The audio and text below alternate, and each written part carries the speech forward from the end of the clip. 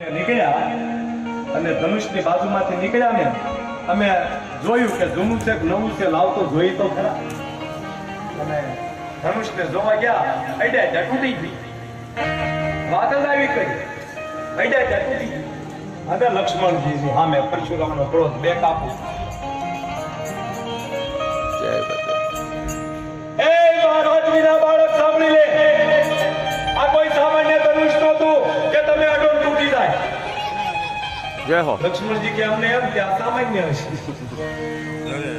અને બે કાપી ક્રોધ જય હો બાપજી